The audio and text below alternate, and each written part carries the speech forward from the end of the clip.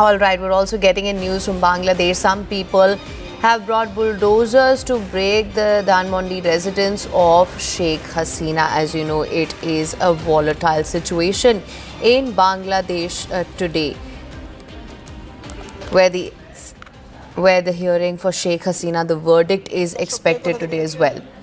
So this is the latest that we're getting. You can see the visuals on your screens right now. Many people have brought bulldozers to break the residence of a Sheikh Hasina. Further trouble mounting for Sheikh Hasina as the ICT verdict on Hasina is expected today. Charges include mass killings, attempted murder, conspiracy and ordering violent crackdowns on protesters during July to August 2024. As you know, in that CNN exclusive that we brought to you last week as well, in the written interview, it had also spoken about how these allegations against her were completely fabricated and had also absorbed the military and foreign involvement in this entire situation that we saw play out last year, which led to the ouster of Sheikh Hasina.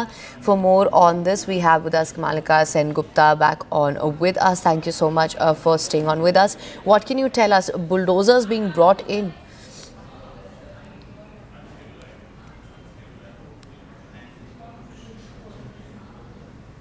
Kamalika, I hope you can hear me. Yeah, now I can hear. See, there's a total tension situation in Bangladesh. In one side, this International Crime Tribunal, they will come up with the verdict of Sheikh Hasina, and since it is totally one-sided, as being claimed by Sheikh Hasina, that this International Tribunal itself is very much illegal.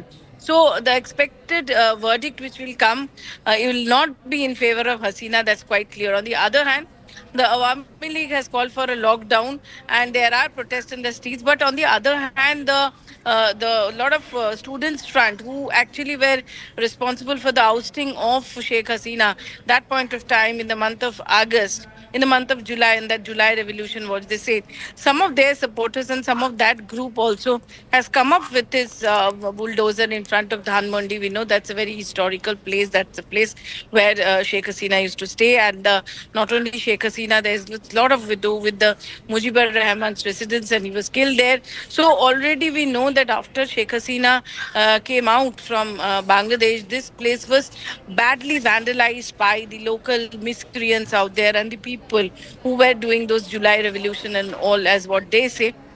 Some of that group has come there, and police has barricaded this entire area.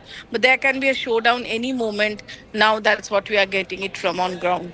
All right, Zadan, let me just come to you on this. Bangladesh, as we know, and we've been reporting on this since the morning as well, it has firmed up security arrangements as well across sensitive areas, and this ahead of that International Crimes Tribunal, a verdict on deposed Prime Minister Sheikh Hasina. However, right now what we are seeing, it only points to how volatile the situation is and could further get.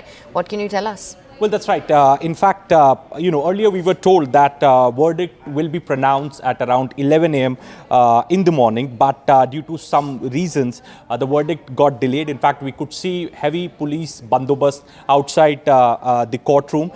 In fact, yesterday, if we talk about, then there were mass arrests on the stronghold of Awami League. 4 districts were flooded with Bangladesh BGB force arms with ammunitions, including the birthplace of Hasina, Gopalganj. In fact, police and BGB teams have been deployed all across Bangladesh.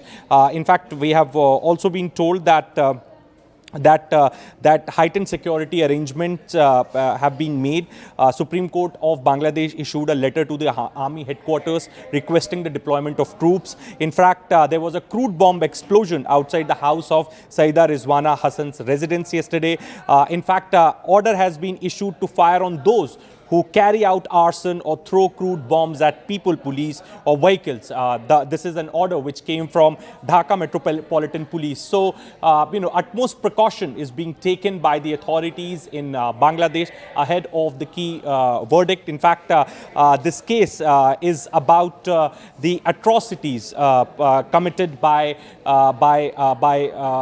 the police and the forces during the July uprising. Perhaps the interim government government has made three people prime accused in this matter. One is the IG of Police, Chaudhry Abdullah Al Mamoon. The second is the former Prime Minister Sheikh Hasina. And the third is the Interior Minister, the former Interior Minister of Bangladesh. Now, the IGP has turned approver in this matter. And in fact, he has testified against former Prime Minister Hasina and Interior Minister, former Interior Minister. So the verdict in the case against Sheikh Hasina is related to the atrocities committed, things like that. In fact, alongside Sheikh Hasina, the former Home Minister Asaduzzaman Khan are also accused, and in fact there will be verdict on them as well. So definitely this International Court of Justice was formed in Bangladesh after legislation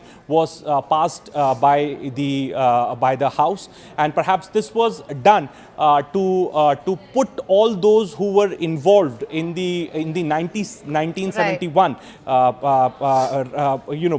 fight to put them on trial, Razakars, to put them on trial. In fact, in 2016-2017, this court came into media headline because of some of the Jamaat-e-Islami people were convicted when Sheikh Hasina was the Prime Minister. Now, this trial is going on from last 1 year, and today court will be pronouncing the verdict.